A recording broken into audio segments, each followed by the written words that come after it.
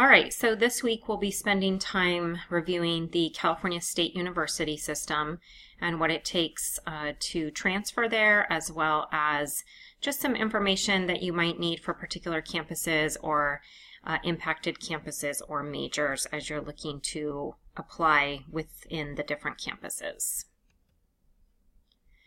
So the CSU system is made up of 23 campuses, and those range all the way from Humboldt down to San Diego, with of course Sonoma State being our local campus, meaning that students from Santa Rosa Junior College have priority for admissions into Sonoma State because they are our local campus. The website for the CSU system is calstate.edu, and in the last year or so, they've spent time really updating that website and adding some great information. So I encourage you to go onto the website and do some research. There is a matching system on there as well, so that might be something that you want to look at, and I can go into that or put it into the resources for this week. So the CSU system's been around for a really long time. They started in 1857 to train people to be elementary school teachers. And it was in 1935 that they moved from being teacher schools to state schools.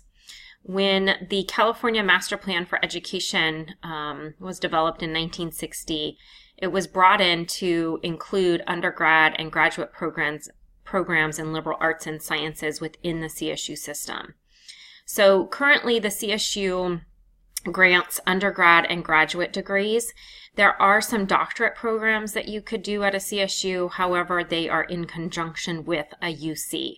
So the CSUs do not grant doctorate degrees or professional degrees on their own. They do it with a UC. It's a partnership. So currently there's over 484,000 students that attend a California State University campus. So that is a lot of students. As I mentioned in week one, the CSU system is the largest public institution or system, in the nation. So we're very lucky in the state of California that there are so many options for public education that students can choose from. And the different campuses have, different, emphasis or interests that they, are geared towards. So it's important that you research. Not every single school has every single major. Sonoma State is one of the smaller campuses, so they don't have, major after major after major. So it's important that you really research and make sure that the campus has what it is that you're looking for. 1 in 10 employees in California is a CSU graduate. So that's quite a bit of people.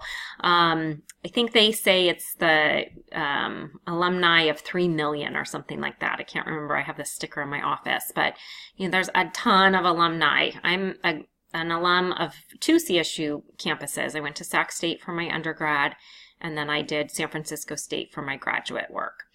They really, really pride themselves on training the most teachers in the state. Again, that goes back to their mission from the beginning, right? The most engineers in the state of California, as well as the most people in law enforcement and nursing. So again, very hands-on, as we talked about last week. So the minimum transfer eligibility that students need, you have to have 60 CSU transferable units. So at Santa Rosa Junior College, any class numbered 1 to 99 is a CSU transferable class. So if you're taking Work Experience 97, that's going to transfer. If you're taking English 1A, that's going to transfer. So just by the pure number of a class, you know that it's a transferable course. Now, what does it count for? Does it count for a major requirement? Does it count for general education? Does it count for an elective?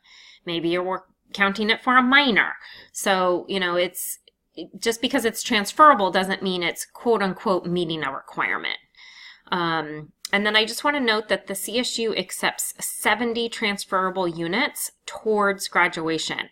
So you may leave here with 90 units or 100 units because you've changed your major and maybe you went into a high unit major or something like that. They cap those units at 70. So it's 120 units to earn a bachelor's degree. They're not going to take 100 units from a community college and then you only need 20 more to graduate. So what they look at is, you know, how many units do you have with them? That's their like scholarship requirement. You know, is it deemable to say, yes, this person has earned a CSU education? So again, it doesn't mean you can't go with more. It just means that they cap it at 70, okay? You have to have 30 CSU transferable units of general education. And those general education classes can be in anything in the GE sheet. However, you have to have all of Area A, which is your speech, English, critical thinking, and you have to have B4, which is math. And those 4 classes have to be with a C or better. So let's see, I have a link here to the GE sheet, and I also have one of the videos this week is on the general education sheet. So let's see if this loads in a short amount of time here. Okay, so I'm on the articulation website, which is articulation.santarosa.edu, and I'm going to go into option B, which is the CSU general education sheet. It can also be used for getting an associate's degree. So you can see Area A is Comms 1 or 60. This used to be Speech 1A or 60. Same thing. It will still count. English 1A. And then you need Comms 3 or 9, English 5, Philosophy 3 or 5. Again, the Comms courses change from speech to Comms, but if you took it as speech, it still counts. It's fine. And then down in B4, you have options in math here, or you can take Psych 9, which is a behavioral statistics class. So math is determined by your major. If you are an engineering major, you're doing lots of math, 1A, 1B, 1C, 2, 5. And so you're going to meet math because of your major. If you're an anthropology major, most likely they don't care what math you do. So you just need to have one of these math classes. Same thing with art history. They are not real concerned about a particular math class. You just need one math class on the GE sheet, okay? Let's go back to that example of an engineering student. So you need 30 units of general education. You have math 1A and 1B, that's 10 units. You have physics 40, 41, 42, and often physics 43 is a requirement for the major. You have Chem 1A, it's often an engineering requirement. Sometimes they add in Chem 1B. And then you have the admissions requirements of all of Area A. So it's not going to be difficult to meet the 30 units of the GE. All right, and then for a California resident, you have to have a 2.0 GPA. However, for many schools that are impacted or majors, they require a much higher GPA. So the higher the GPA, the better. So realistic transfer selection, again, the 60 transferable units.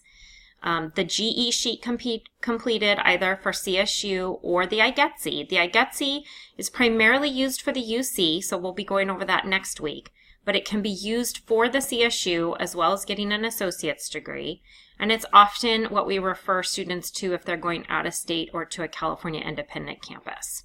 So you need to have, well, you don't need to have the GE completed, but if you have it done, you don't have to do general education at the lower division level once you transfer. And so we certify your GE saying, yes, student A is done with their GE, it's completed. So when you transfer, you just have to do your upper division general education requirements, okay? If you're in one of those high unit majors, again, it's not an admissions requirement. It's just that you need to have it, my battery's low. You just need to have it, so you don't have to have it for a high unit major, but if you are in a low unit major, we highly recommend that you have it done. Okay, I'm going to pause this real quick. Okay, I'm back. So the other recommendation is you have as much lower division major preparation done as possible. So the sooner you know your major, the better, because you can then start working on any courses that you need for that major. And as we talked about last week, making things double count for yourself. And then that 3.0 GPA is really what you want to strive for, if not higher. So you want to research the schools and the majors you're looking at to see if there's particular selection criteria that needs to be met, including what the GPA threshold is. All right, so we're going to end there for this information, and then the next video will continue on more information about the CSU.